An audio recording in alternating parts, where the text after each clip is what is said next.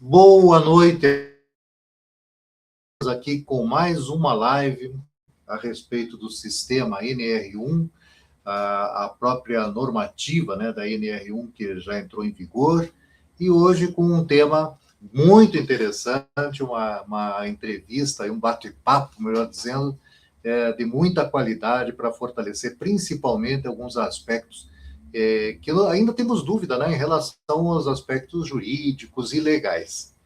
E o mais importante hoje é que temos uma convidada que tem um total conhecimento do assunto, já vivenciou, né, dos dois lados, né, da mesa, tanto de um lado do próprio tribunal, como também do lado do setor empresarial. Então, antes de mais nada, eu, na realidade, hoje faço parte de uma equipe da Diaso Consultoria, voltado para nós desenvolvermos, né, toda uma ferramenta específica que faça tanto o diagnóstico, como também a parte da consultoria de implantação da NR1 nas organizações. Eu vou convidar, hoje a nossa convidada é a doutora Brunilde Becker, que é advogada, fundadora, tem um escritório próprio, com uma trajetória construída ao longo de 43 anos de trabalho, principalmente com a responsabilidade pelo conhecimento aprofundado nas relações de trabalho e funcionamento da justiça. Antes de ingressar no Poder Judiciário, atuou na iniciativa privada como empregada seletista e empresária, além de ter exercido o cargo público mediante concurso municipal. Então, essas experiências, né, que eu vejo que para nós são importantes, né, tanto lá do empresarial, como também da administração pública. Posteriormente, ingressou no Tribunal Regional do Trabalho da nona Região, onde atuou como servidora por 25 anos, e exerceu durante 18 anos a função de diretora secretária da Vara do Trabalho, acompanhando diretamente a tramitação de processos, o cumprimento das decisões judiciais e a rotina administrativa e processual das unidades judiciárias.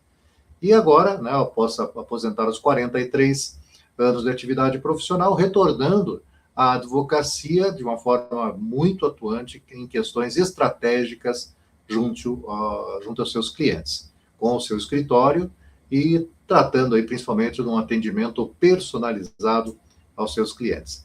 Então, gostaria de aproveitar e apresentar a doutora Brunilde Becker.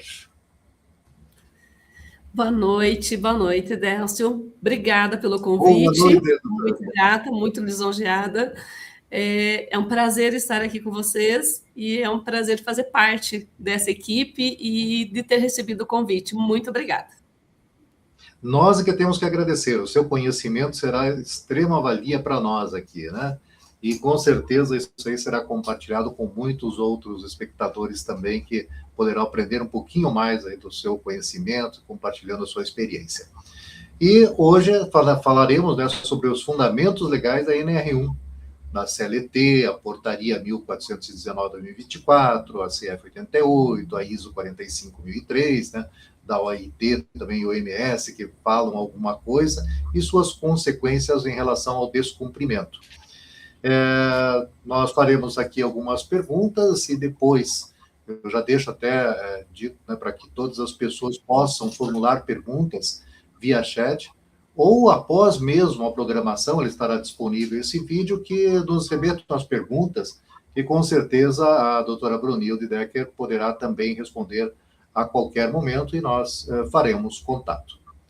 Então, doutora Brunilde, gostaria de falar alguma coisa sobre o assunto de uma forma geral?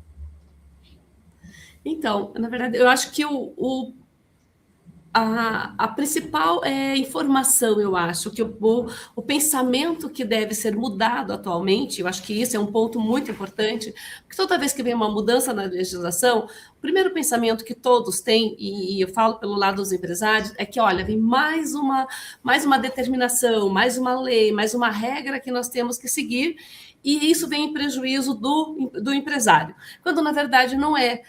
Se nós formos estudar realmente o que a NR1 está propondo para nós, é diferente, é uma via de mão dupla. Então, hoje sim, com o que está exposto na NR1, nós vamos poder fazer com que o próprio empregado também ele participe disso. Então, ele se sinta envolvido. Então, no momento que nós percebermos que a situação mudou e você deixar claro para o teu empregado o que ele vai fazer, como ele deve fazer, o quanto isso é importante, tá?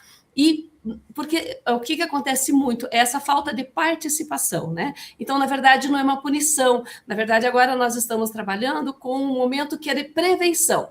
Então, aquilo para o qual a CLT sempre foi criada, que a ideia é o quê? É você ter regras, é você ter diretrizes para que você previna algo, para que não aconteça, e não com o viés de punição, né? Então, realmente, essa mudança da NR1, ela não veio para punir, não. Ela veio, na verdade, como uma prevenção e que nós passamos a trabalhar com esse viés de prevenção. Exatamente, né, a doutora Brunilde, nós até já havíamos conversado anteriormente em outro evento, né, que nós acreditamos que é muito importante que o empresário ele tenha essa ciência, né, de que não é uma obrigatoriedade, óbvio, mas não é no Sim. sentido da punição. Ele vem muito mais para que tenha algumas regras, né, de trabalho que sejam dignas, segundo a OIT, né, não causem sofrimento para as pessoas, né, e Sim. que sejam prazerosas, ou seja, isso que muitas vezes a gente fala, conversa com as pessoas, mas não no sentido de que seja uma obrigação, mas o empresário ganha muito, né, em termos de produtividade, qualidade e principalmente dos resultados, né, de uma forma geral. Então, eu acho que uma coisa importante, né, é como é que você vê assim em termos da gestão, né? O que hoje, principalmente dentro da esfera legal, né, como que muda a gestão? Qual é a preocupação que os empresários devem ter? Olha, eu acho que o cuidado deve ser com uma gestão mais participativa, tá? E o cuidado também, assim, você vê, isso é um problema maior, eu acho que com pequenos empresários, tá? Empresas maiores, o cuidado deles vão ter, sim, preparar os gestores, né, para a forma de fazer essa gestão. Mas eu me preocupo também com o pequeno empresário, que ele não está acostumado com isso, e às vezes ele pode ser penalizado em relação à fiscalização. Por quê? Porque ele tem muito aquele entendimento que ele acaba não aplicando uma punição, não aplicando uma advertência, né, pela falta de uso de um IPI, pela falta do funcionário seguir algumas regras, né? E aí, se chega a fiscalização, ele acaba sendo punido. Então, uma preocupação grande hoje é com esse pequeno e médio empresário, que ele não tem essa estrutura jurídica pronta, preparada, na verdade, para isso, então ele pode realmente sim sofrer sanções, ter autos de infrações lavrados, então isso é muito preocupante em relação a eles. Eu acho que aí teria que ser feito um trabalho para que ele se conscientizasse e passasse realmente a adotar regras que a própria NR estabelece, né? Então, por exemplo, eu orientei meu funcionário, verifiquei com a questão de risco, porque a questão de risco psicossocial, ele envolve tudo, então a segurança do trabalho, toda essa questão. Então, eu orientei ele que ele deve usar um determinado equipamento, ele não está usando, e eu sei que se ele não utilizar, tem risco para a própria vida dele, para a segurança dele. Então, eu não posso simplesmente falar para ele que ele não usou. Eu tenho que mostrar para ele a consequência disso, né? E eu preciso, se for o caso, adverti-lo. Até porque essa é uma segurança para o empresário daí, né? No momento que ele está dando orientação, no momento que ele está preparando, e que depois ele adverte ele, inclusive isso pode vir a ensejar até uma justa causa, né? Se ele não cumprir. Então, quando fala que a NR está prejudicando, na verdade, não. Então, porque realmente é isso. Então, o funcionário tem que estar consciente que a empresa, inclusive, pode sofrer uma sanção, pode vir, inclusive, a ser interditada, a ser fechada, né? E ele vai ter o emprego dele como? Vai estar prejudicado. Então, por isso que é esse trabalho em conjunto, na verdade, né? Tanto dos empregados quanto dos empregadores. E eu acho que essa questão, acho que teria que ser trabalhado mais em cima dos micro e pequenos empreendedores. Perfeito. Então, eu vou fazer duas perguntas, porque eu acho que esse assunto já foi bem oportuno. Não sei se todos estão bem atualizados na NR1, uma pergunta relativamente básica, mas eu acho que é muito bacana para todos conhecerem, principalmente aqueles os pequenos e microempresários, né? Primeiro, em relação à obrigatoriedade de fazer esse diagnóstico, né, a partir tem número de funcionários, CLTs, né? E a segunda, que eu acho que já está diretamente relacionada um pouquinho à sua fala, que se refere a próprios critérios, né, para fiscalização, que o foi agora uma decisão recente do ministro de postergar 90 dias para qualquer pena, né, pecuniária ou multa, relacionada até quais os critérios que serão adotados, né?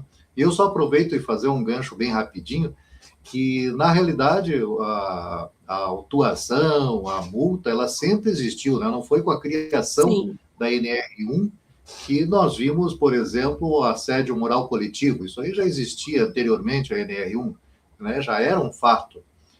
Então, não é agora que não vão ocorrer as multas, mas, principalmente, né, a obrigatoriedade do micro e pequeno empresário em termos de número de funcionários e como que ficam agora as multas, a aplicação de multas daqui para frente. Então, na verdade, em relação, não existe. A gente pensa assim, tem só 10 funcionários, não precisaria. A questão não é essa, tá? A questão tem a ver com a atividade que ele desenvolve. Então, existe um erro quando se diz, tenho 10, 12 funcionários, eu não preciso ter. Não, tá? Tem a ver muito com o risco da tua atividade. Então, por exemplo, eu posso ter um açougue lá que eu tenho 10 funcionários, e nesse caso eu preciso, porque é o risco da atividade que vai delinear se você vai precisar fazer ou não, tá? E isso também não quer dizer que se eu tenho uma atividade, por exemplo, eu tenho um escritório de advocacia com 5 funcionários, vamos dizer, supor, não teria, né, uma situação de risco iminente e tal. Mas não quer dizer que por eu não ter que fazer, tá? E eu não deva seguir o que a NR diz, tá? Em relação às questões dos riscos psicossociais. Então, muito embora eu não tenha que fazer o PGR, tá? Mas eu preciso seguir a norma, o que ela diz. Então, eu não preciso fazer um documento formal, tá? Mas essa prevenção do risco, da questão de saúde, isso realmente eu preciso. Como o doutor Edelcio falou, isso a Justiça do Trabalho, já há muitos anos, nós tivemos ações envolvendo questões de assédio moral, de pressão no trabalho, como bem tanto a Organização Mundial de Saúde quanto a OIT, já em 2021, 2022, né, fizeram um documento falando justamente sobre isso, sobre essa questão da saúde e segurança no trabalho, né? Então, a gente já vem com tudo isso. O que muda efetivamente agora? Não é só uma questão jurídica, é uma questão administrativa também. Então, eu acho que, assim, que a principal mudança com a implantação da NR1 é isso, porque deixou de ser uma questão só jurídica, né? Então, administrativamente, todos precisam estar envolvidos nessa situação. E o que traz de benefício, na verdade? Eu vejo assim, você vai fazer com que as pessoas, os teus empregados, eles participem mais, né? Então, você vai diminuir. E se fala muito na questão do absenteísmo, tá? Mas eu vejo uma outra situação. E aquele funcionário que a gente chama de presenteísmo, que ele está mal, ele está lá, e ninguém olha para ele, você entendeu? Então, esse não vai adiantar, ele está fisicamente lá, mas mentalmente ele não está.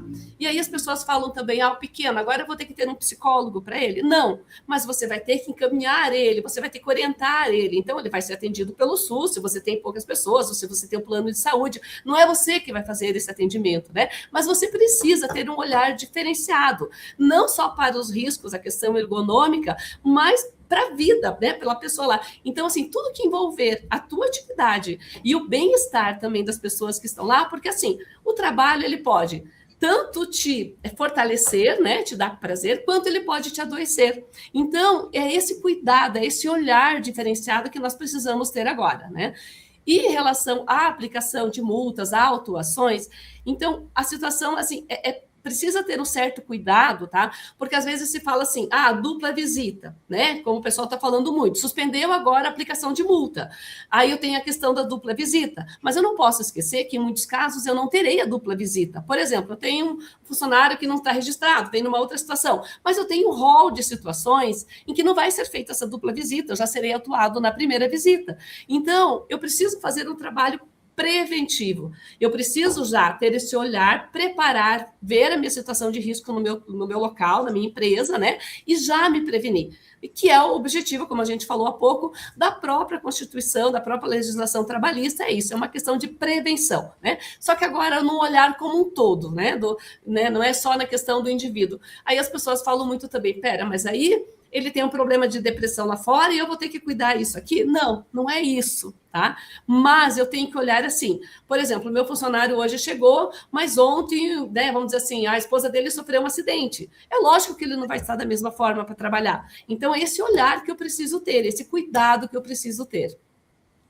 Exato, esse também é um ponto que muitas vezes os empresários me perguntam, me questionam, até nas palestras, né, nas apresentações, que é justamente a obrigação. E eu já ouvi, né, perguntas assim direto, agora eu vou ter que contratar uma psicóloga, um advogado, um assistente social, uma pedagoga.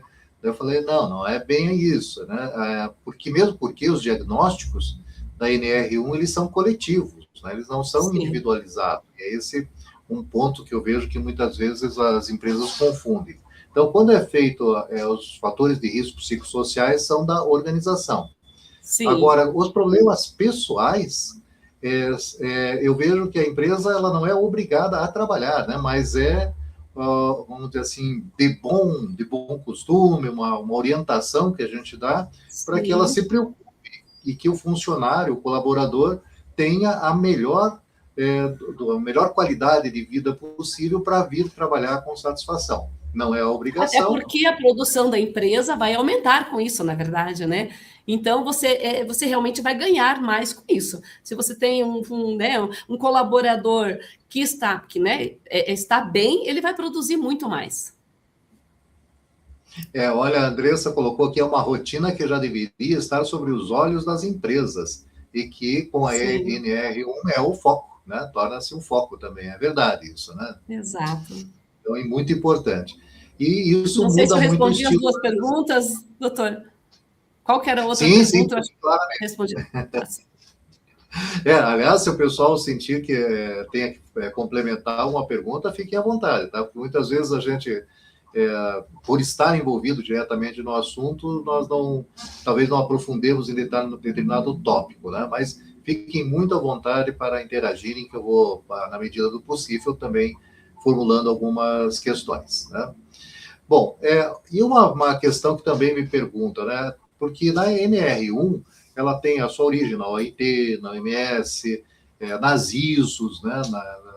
Na própria legislação, na CLT, na ISO, né, 45003, e faz parte ergonômica. Então, todas elas, de certa forma, elas dão uma receita, né, de como trabalhar. Sim. Mas como que hoje, por exemplo, o aspecto legal, né, que eu vejo que principalmente do Tribunal Regional do Trabalho, ele vai encarar essas orientações, porque a legislação ela é clara em determinados aspectos, né? Mas, dependendo do ramo, do tipo de atividade, não existe uma obrigatoriedade de todos, por exemplo, os aspectos ergonômicos, né? Como é que é a sua visão a respeito disso?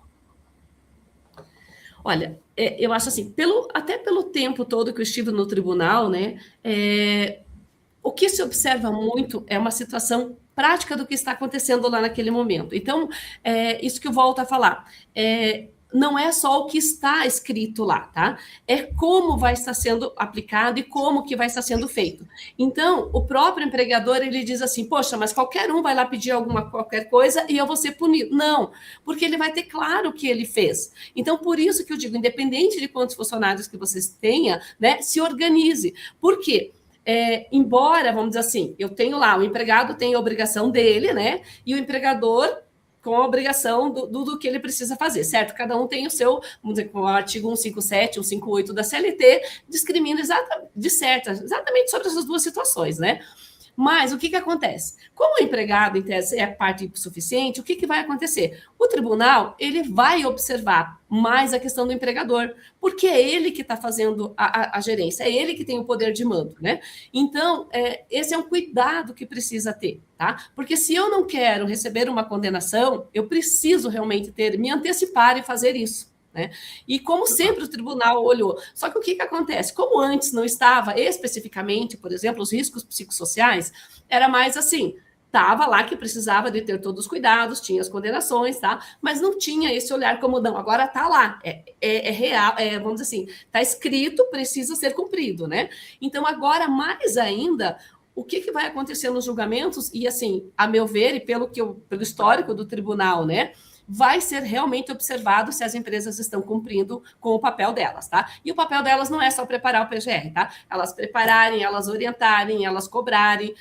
Eu mudei a minha linha de produção, por exemplo, eu mudei a minha carga horária, eu coloquei horas extras, né, no período que eu tenho, vamos dizer assim, sazonal, tenho um trabalho além, por exemplo, Natal, Páscoa, dependendo do segmento, né?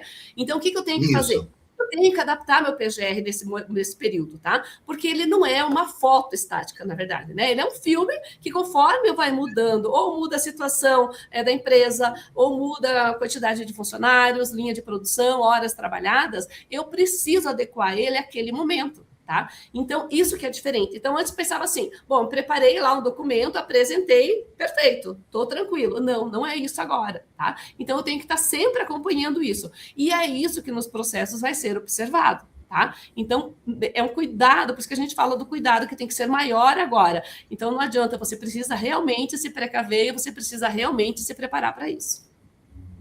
Ok, esse assunto é bem interessante, porque vamos dizer assim, na sequência, né, que a gente usa para qualquer intervenção na organização, nós iniciamos com o diagnóstico, né, que até depois eu vou formular uma outra pergunta específica sobre diagnóstico, mas ele gera a matriz de risco, e a matriz de risco o PGR, né? Então, focando um pouquinho na questão do PGR, o que eu tenho percebido muitas vezes, que as organizações, elas fazem um diagnóstico que é questionável, né, na sua metodologia, elaboram um PGR, e nesse PGR com ações muito genéricas. Sei lá, vou pegar um exemplo aqui, de repente, desenvolvimento da liderança, e contratam uma palestra, alguma coisa rápida, e a princípio cumpriram com aquilo que o PGR informa, né? Então, eu vejo, no meu entender, pelo menos, que é uma forma de atender o que tem o PGR, mas não é efetiva para a organização, né? Quem sabe o desenvolvimento das próprias lideranças tem que ter conteúdos muito mais específicos, por exemplo, né, como dar um feedback para o funcionário, como distribuir as funções de uma maneira adequada. Então, não é simplesmente uma palestra que se consiga, né? E na sua visão, né, tanto como advogada, como também como foi também diretora do TRT, qual é a visão desse momento? Será que os empresários podem ser chamados a dizer se você usou a metodologia correta? Pode. Na verdade, a própria... quando você vai analisar a questão da aplicação da NR1, né, e junto com a questão das autuações, das infrações, a NR28 ali, que delimita como que vai ser feito isso também, tá? O que vai acontecer, tá? Não adianta eles fazerem o documento lá. Por quê? No momento que eu tenho fiscal do trabalho na minha empresa, tá? Eles vão analisar o documento físico, tá? E se eu estou fazendo aquilo na prática. Então, qual foi a ação? E, além disso, o que se imagina que eles vão fazer e devam fazer, tá? Eles vão, inclusive, conversar com os próprios funcionários. Então, por exemplo, eu tenho uma situação lá disso. Você foi consultado, o que aconteceu, por que você está usando esse equipamento? Então, a forma deles analisarem vai mudar. Então, não adianta simplesmente eu fazer um documento para dizer que eu atendi uma determinação legal, mas eu não coloquei aquilo em prática. Então, não vai adiantar. E em relação aos gestores, assim, você fazer uma simples palestra, uma coisa, não resolve, porque vai muito além disso. Eu estou trabalhando com emoções das pessoas, eu estou trabalhando com postura, eu estou trabalhando com equilíbrio emocional. Então, no momento de eu colocar alguém como gestor de uma equipe, eu tenho que ter um cuidado muito grande, tá? Por quê? Porque o doutor até falou assim, o feedback, perfeito, vou cobrar tal. Mas e no momento que eu tenho que fazer as cobranças? Como que essas cobranças estão sendo feitas? Tá? Porque dar o feedback é mais tranquilo, né? Mas a pessoa que eu coloquei como gestor, qual a forma dela falar para dar, né? Para poder cobrar, entendeu? A questão de cobrança em público, a questão de exposição do servidor, do funcionário, do servidor, qualquer que seja a situação, do colaborador, né? Então, assim, como que eu estou fazendo isso? Aí a gente vê, assim, em grupo de empresa, né? Você está sendo advertido num grupo, né? Então, assim, essas exposições, elas não podem acontecer. Então, é um cuidado que vai muito além. Então, por isso que eu digo, o preparo desses gestores vai muito além de uma palestra. Exatamente. E é esse meu receio em relação a muitas empresas, né? Elas, de certa forma, mascaram a solução, mas não resolvem o problema. E lá na frente, quem sabe, sejam autuadas justamente por não ter consistência nas ações que sejam para resolver os problemas, né? Inclusive em relação aos planos de ação, né, doutor? Porque assim, não adianta eu preparei tudo. Qual foi meu plano de ação? Eu coloquei, eu efetivei ele, como que eu cumpri esse plano, né? Com o prazo deles também, né? E até como uma maneira preventiva para que não ocorra novamente uma situação, né? Sim, porque a ideia, na verdade, é você procurar eliminar o máximo de risco possível, sendo possível eliminar, aquele que você não consegue eliminar, mas como que você consegue reduzir ele, né? Então, é essa a ideia dentro de toda a organização, né? Perfeito. Bom, a doutora sabe que nós desenvolvemos também um sistema de diagnóstico com algumas perspectivas, né? São 21 perspectivas de análise e todas elas bem elaboradas, com uma metodologia, uma pesquisa que foi desenvolvida. Mas o que eu gostaria mais, assim, até por curiosidade, quais são, assim, os maiores problemas que têm surgido nos PGRs, que você poderia dizer, assim, que seriam os mais graves, né? Aqueles que as empresas têm que ter uma preocupação muito especial. Quais são os principais fatores de risco, né, que são identificados nos PGRs?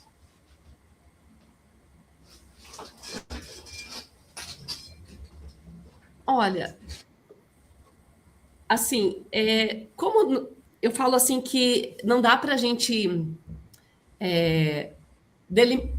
delimitar já no que já vinha sendo feito, mas é o que estava ali, né? Que é a questão do que se pega, do que, vamos dizer assim, do que o tanto fiscal vai olhar ou do que vai acontecer, né? Então, já vinha e já tinha isso, que era questão de excesso de trabalho, era questão de jornada exaustiva. Então, mesmo dentro do PGR, como que isso é delineado, né? Então, a questão do assédio, né? Assédio sexual, assédio moral. Então, isso foi mantido ali, né? E agora essa questão também da situação dos riscos psicossociais. Então, ele está ali também.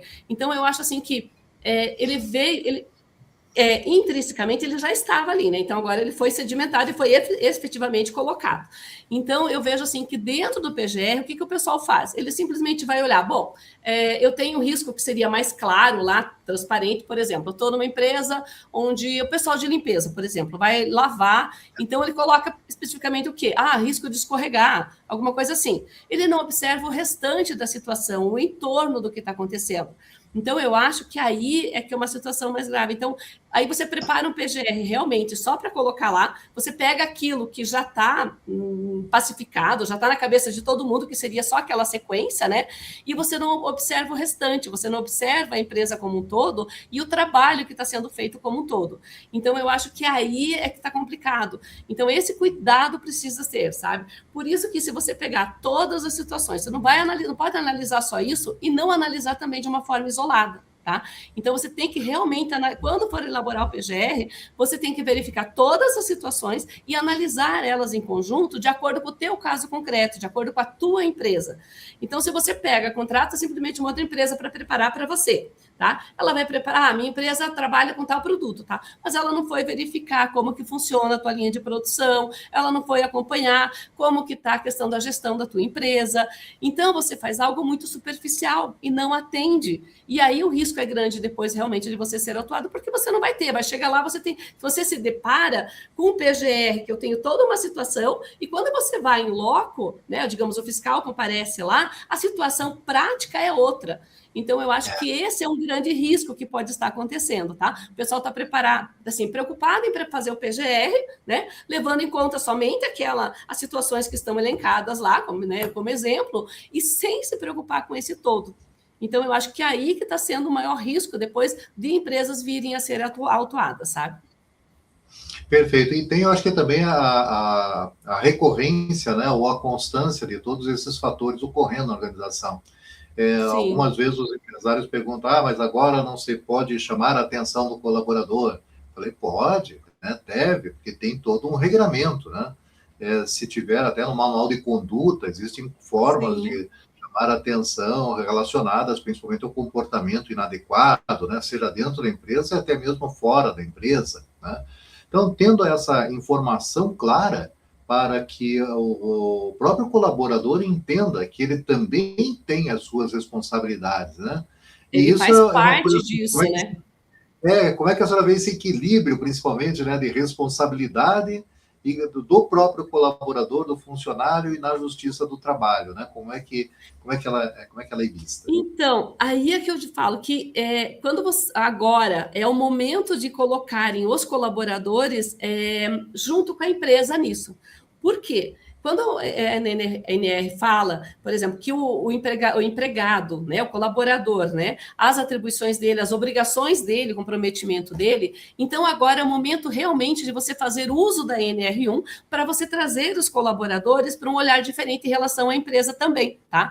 Então, até né, o doutor Edas falou assim, a questão de normas, de boas maneiras, tudo. Então, na empresa eu também preciso ter, como se fosse um manual realmente dizendo, olha, colaborador, isso é possível, isso não é. Então, assim, passar. E isso vai além só de uma questão de segurança, vai além da forma de se comportarem, porque a gente vê muita questão de assédio, problemas na empresa entre pares, entre os próprios colaboradores. Sim. Na verdade, é o que mais acontece, tá? A gente pensa sempre em relação à chefia com o colaborador, não, mas entre os próprios pares é o que mais acontece, né? Então, por isso que você passar, que isso, inclusive, tem consequências, essas atitudes, né? Então, eu vejo que se for passado de uma forma adequada, para os empregados, para os colaboradores, tá? As consequências das atitudes deles, tá?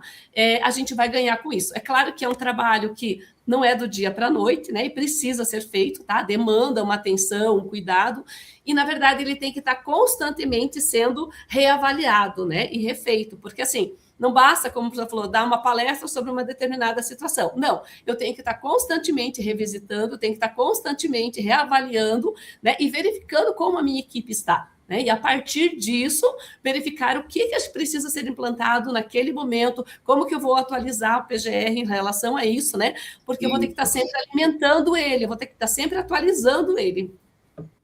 Esse é um ponto interessante, porque é também outro receio que eu percebo, né? Que você tem um problema na organização e você tem consciência, por exemplo, sobrecarga de trabalho, né?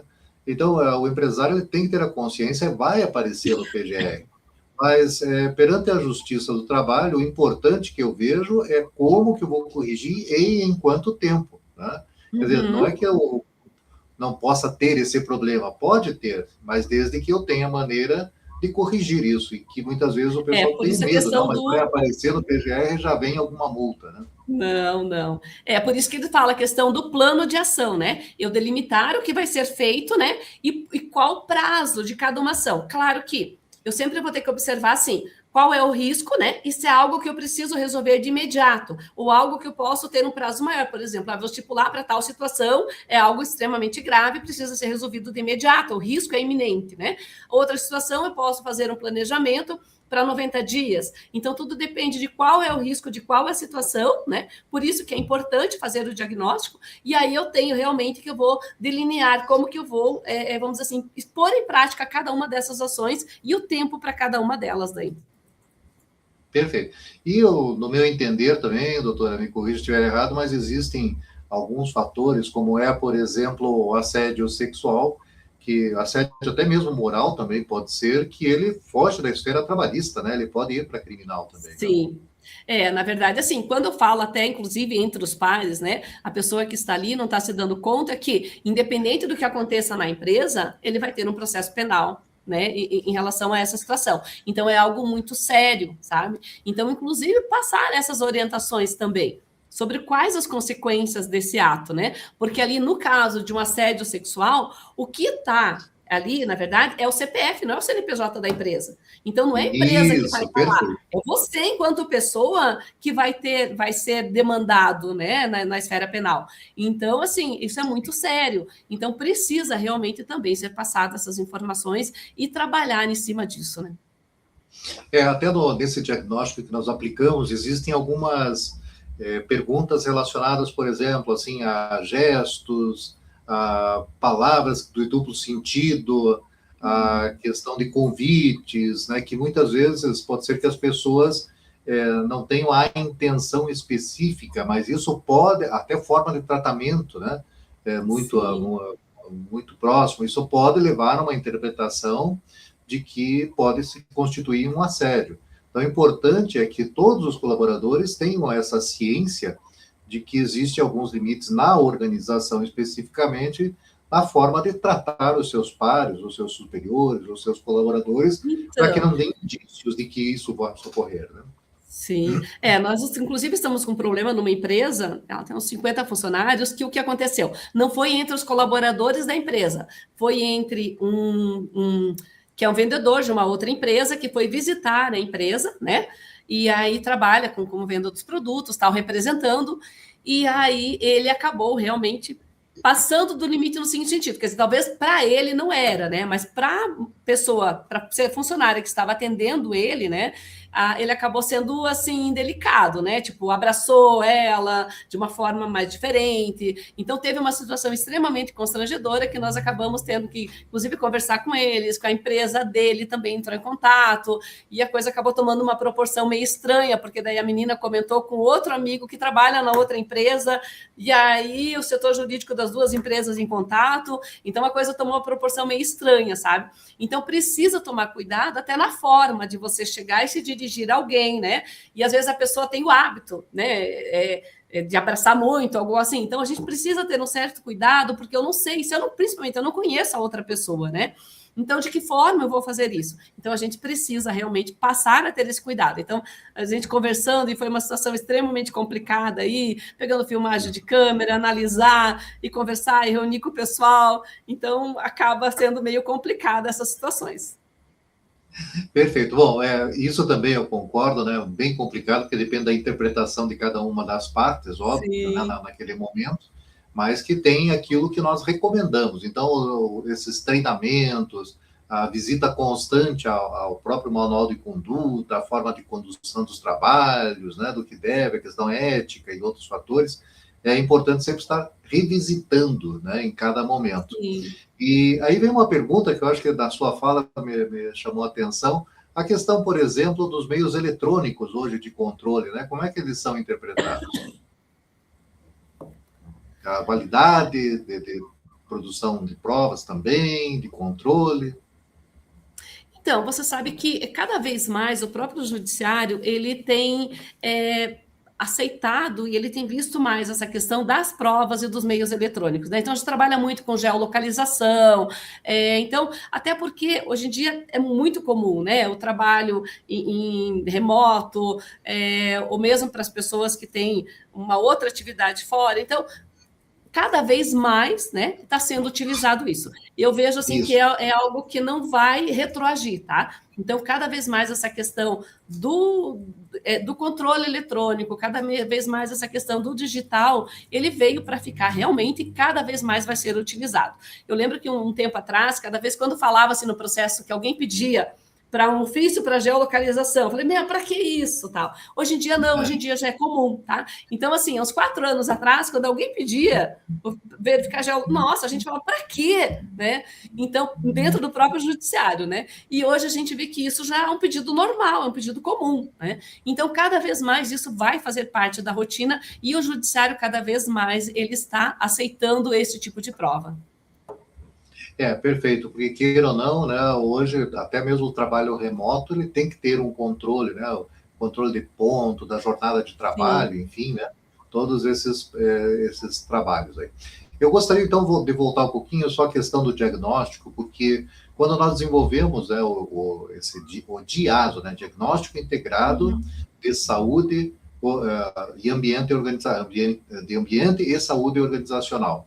Foi uma equipe com 9 colaboradores, 9 profissionais de multi-especialidades, que desenvolveram uma série de uma metodologia baseada, né, tanto em aspectos, como nós já falamos, né, a própria CLT, a ISO, NRs e tudo mais, e desenvolveu uma pesquisa bibliográfica também, que a maioria também são professores, profissionais de mercado, e desenvolvemos esses 21 fatores. E nesses 21 fatores, todos eles têm uma fundamentação. Hoje ele já está registrado na Câmara Brasileira de Livros, no CBL, ele também está registrado como metodologia, marca também registrada, tudo certinho. E a gente sabe porque, na realidade, o Ministério do Trabalho ele não homologa, né? Ele não homologa softwares, mas ele exige um rigor metodológico. E o que a gente percebe muitas vezes de mercado é a utilização de algumas ferramentas em que, primeiro, elas não respeitam a anonimização dos dados, né, que é o anonimato, enfim, das pessoas. Por exemplo, responde uma planilha Excel. Né, primeiro, já está ferindo o anonimato, não tem como deixar em anônimo. Né? Segundo, é a utilização daquelas pesquisas online que você é obrigado a identificar. Né? Então, já fere o primeiro princípio. Porque daí, inclusive, vai interferir na resposta do respondente, né? Sim. Que pode se sentir coagido, porque pode receber uma represália para a empresa em função da resposta que ele dê. É óbvio, aí vai ser um diagnóstico maravilhoso, né? Vai estar tudo perfeito, né? Ninguém vai falar nada de errado, né? Não. Então, é nesse sentido que eu vejo, né? Como que hoje se percebe, principalmente no aspecto do judiciário, essa questão. Esses questionários que não são registrados, que não têm uma metodologia, eles têm alguma validade? Porque, na realidade, só retornando um pouquinho, né, a empresa ela é livre para escolher a metodologia que ela quiser adotar. Pode ser, inclusive, dinâmica de grupo e não aplicar questionário, mas desde que os dados prevaleçam anônimos e se possa levantar as causas efetivas dos problemas, né? E hoje eu estou sentindo uma confusão, muita gente mascarando a situação para apresentar tudo de uma forma positiva. Então, qual é a visão hoje que se tem? Então, na verdade, assim, como está tudo ainda muito recente, assim, então nós não temos assim muitos julgamentos em relação a isso. Então, está todo mundo ainda realmente debatendo de como que vai ficar essa situação. Mas uma questão que realmente é clara, é pacífica, assim, que eu simplesmente aplicar um questionário qualquer lá para ter um resultado, isso já está claro que não vai ser aceito, tá? Então, assim, é claro no seguinte sentido, porque o que se busca, tá? Algo que seja efetivo. Então, eu tenho simplesmente um questionário, vai estar lá, eu não vou estar conseguindo fazer uma prova efetiva de que eu cumpri com a legislação, né? Por isso que a gente fala do conjunto do que deve ser feito, tá? Então, embora não tenham decisões nesse sentido ainda, porque né, estamos caminhando agora, né? Até porque, como foi prorrogada também, vai começar as fiscalizações, vamos ver como que vai ser a sequência disso, né? Mas o que a gente observa, até por conversas ou por situações que vêm sendo trazidas para nós, é assim, que não adianta eu fazer simplesmente o questionário para eu ter uma resposta lá, e isso não vai ser efetivo, né? Então, é um cuidado que precisa ter. Então, eu vejo assim que simplesmente vai lá, baixa lá no site, pega qualquer questionário. Não, por isso que a gente fala que o trabalho é a sequência. Então, não vai adiantar eu ter um questionário e eu não tive um plano de ação. Não vai adiantar eu preparei um questionário, preparei a GNR, mas eu não coloquei em prática. Eu não fiz a sequência, eu não tenho resultado daquilo, eu não tenho números apresentando. Então, não vai adiantar, tá? É só para fazer de conta que eu fiz o PGR, quando na verdade eu não fiz, né? Então, isso é uma situação séria. Então, não é o fato de ser o questionário, mas é o fato de que foi simplesmente feito o questionário para ter aquilo, o PGR, e não se deu sequência aquilo. Então, assim, não vai adiantar. No caso de uma demanda, o que se observa é que o risco de uma condenação vai ser muito grande, né? Até porque cabe ao empregador, né, fazer essa prova. Então, eu imagino assim que não seria viável o empregador correr esse risco, tá? De simplesmente pegar um questionário para se livrar de algo e colocar lá, tá? Porque a ideia não é essa, tá? A ideia realmente, o NR1 veio para que você realmente faça um trabalho preventivo efetivo, tá? E não simplesmente para que você cumpra uma determinação, uma ordem legal, tá? A ideia não é essa. Então, nesse sentido, eu vejo que simplesmente o questionário não vai ser efetivo e eu creio que não vai ser aceito. Exatamente. É isso que nós temos falado muito, transmitido para os empresários, a segurança que eles têm que ter, né? Porque eu já soube, não tenho nome de empresa nem nada, mas já soube por comentários que muitas vezes até o supervisor ou gestor responde pela equipe, né? Então vai estar tudo ótimo, né? No meio de trabalho. Mas esse eu acho que são situações muito específicas e não é a realidade da maioria, né? A maioria, acredito que queira efetivamente melhorar, né, as condições de trabalho dos seus colaboradores e também da próprio resultado da organização, né? Então, vejo um ponto importante esse diagnóstico. E o segundo ponto que eu vejo, que tem sido talvez uma das grandes dificuldades, é de colocar em prática o plano de ação. Porque, no meu entender, muitas vezes as organizações, vou generalizar, né? Não é para todas elas, mas vou generalizar aqui com uma observação, de que elas trabalham muitas vezes no sintoma do problema, e não na causa efetiva. Então, existe uma melhora de curto prazo, você resolveu uma situação pontual, mas ela vai ser recorrente, quer dizer, entra um novo colaborador, vai ter o mesmo problema, né? Então, eu acho que, eu até falo, né, a justiça do trabalho ela não é ingênua. Se eu hoje tenho índice de absenteísmo, afastamentos, adotei as medidas corretivas, mas não foram efetivas, esses indicadores permanecerão os mesmos, né? Então, elas foram ineficazes, né? Eu acho que esse é um ponto também que a justiça do trabalho deve analisar, né, doutora Brunilda? Com certeza, doutor. Então, porque a ideia agora realmente é você solucionar, é você buscar soluções para aquilo que está acontecendo. Não é você fazer um tratamento paliativo, né? Como o doutor disse. Então, tipo assim, eu vou lá, resolvo aquela situação e pronto. Não, mas o que causou aquela situação? Tá? Então, ela veio realmente com esse viés, esse pensamento. O que causou aquela situação? O que eu devo corrigir? O que eu devo trabalhar em cima do quê, né? Para que eu tenha o resultado efetivo que eu espero, né? E eu atendo o que a legislação também determina. Então, na verdade, é um conjunto, né, que deve ser posto em prática de imediato, na verdade. Perfeito.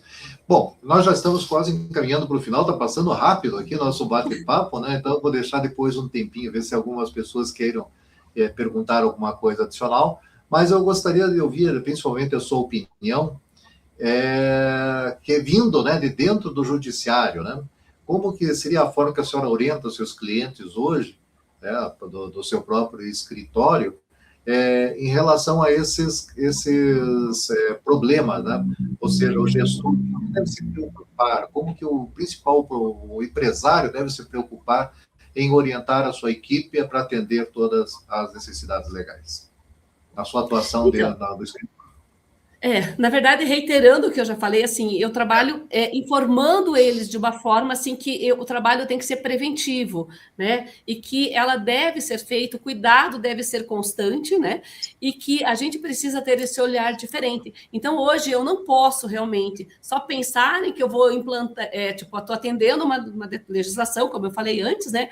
E não estou fazendo. Então, hoje, a advocacia, eu vejo, nós temos que trabalhar como advocacia preventiva. Então, a ideia não é eu ter o litígio depois, né? É eu trabalhar realmente para que meu cliente não precisa ser demandado no judiciário. O caso ele seja, tá? Que não seja por situações como essas, ou envolvendo a questão da ENR, né? Então, o trabalho tem que ser feito isso, sabe? Com muita seriedade para que realmente você não caminhe, né? E quando tiver uma demanda, que você tenha as ferramentas necessárias, as provas necessárias de que você cumpriu com todo o seu dever, né? Então, porque daí a defesa se torna mais prática, mais simples de você fazer. Então, se você não tem todo esse arcabouço, se você não se preparou, se você não fez todo o teu dever de casa, né? Então, por isso que eu trabalho, eu digo, você tem que fazer uma advocacia preventiva realmente, como que você vai depois se defender? Então, são demandas que vão aumentar, são ações, é um passivo muito grande que você vai acabar criando, né? E aí você acaba até, às vezes, com uma empresa pequena, pode inclusive vir a quebrar, fechar as portas por conta de demandas.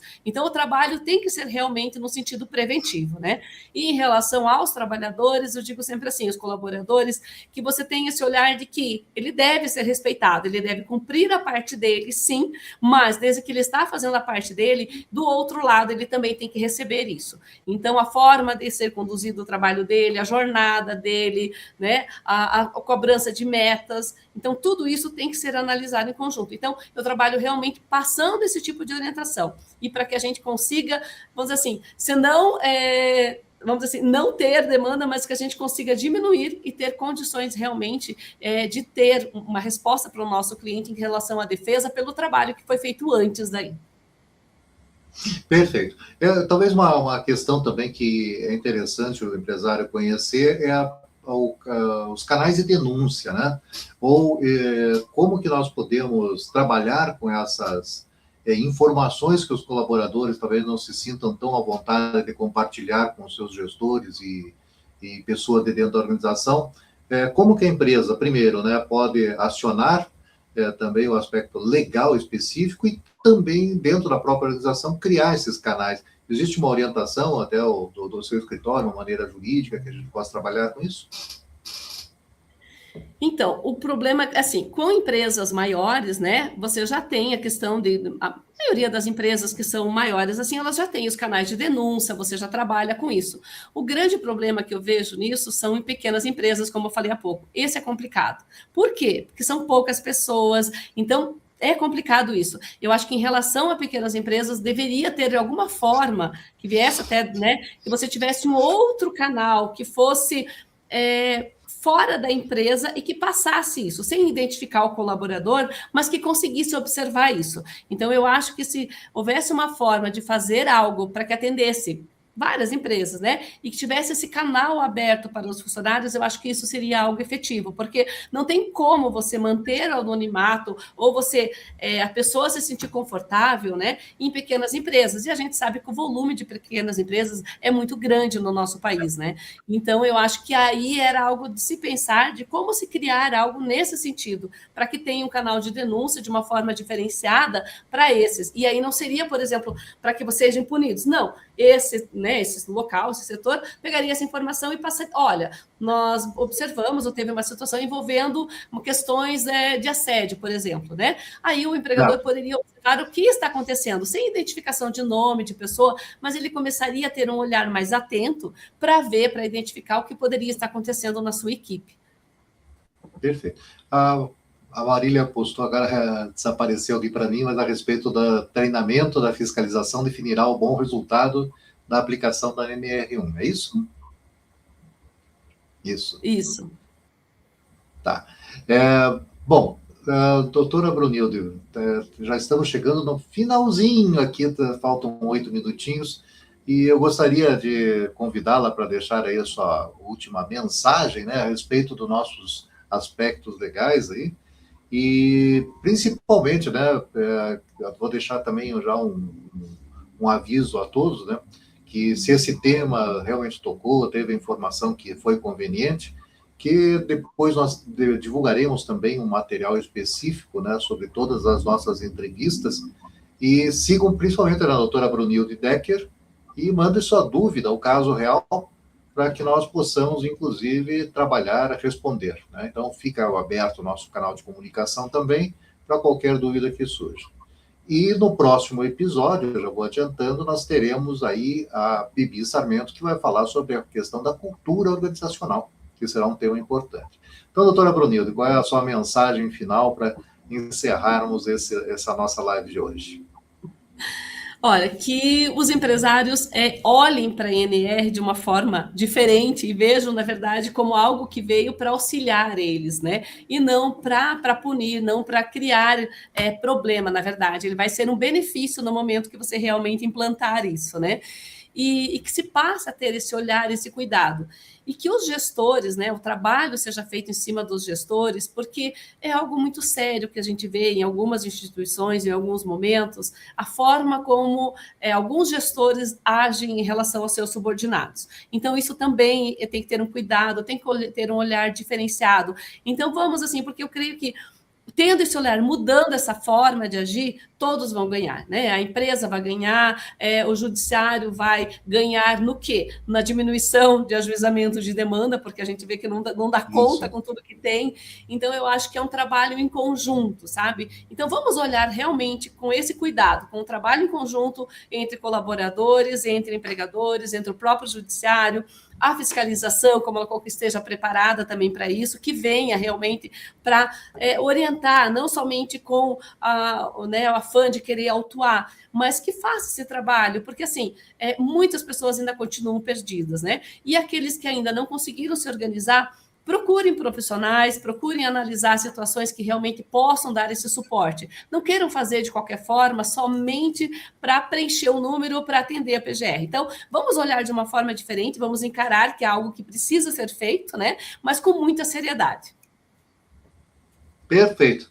Eu também concordo contigo, que eu acho que a visão deve ser outra, né, no sentido de realmente aproveitar a oportunidade e construir organizações saudáveis com pessoas saudáveis, né? Sim. E deve ser um orgulho para todos, até criar aquele senso de pertencimento, de gostar de ir ao trabalho, não ver como um sofrimento, mas ver como uma coisa produtiva que traz também o prazer e a satisfação, né? E a realização profissional em algumas das situações.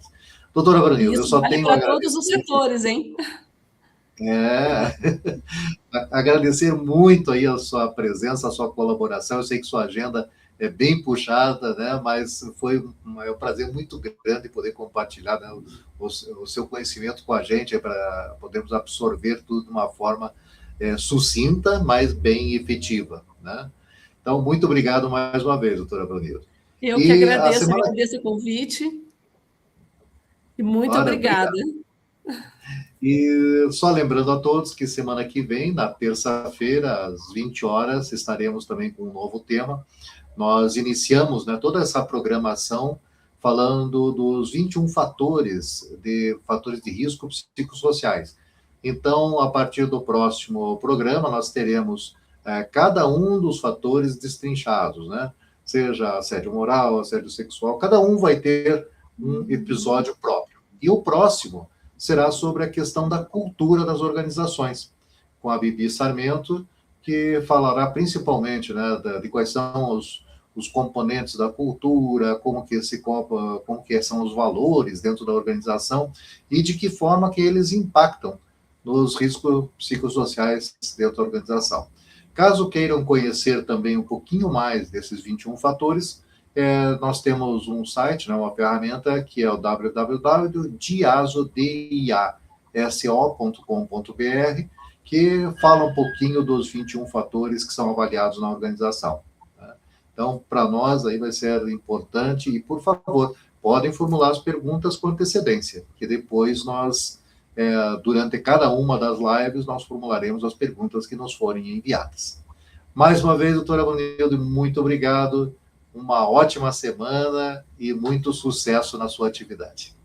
Muito obrigada.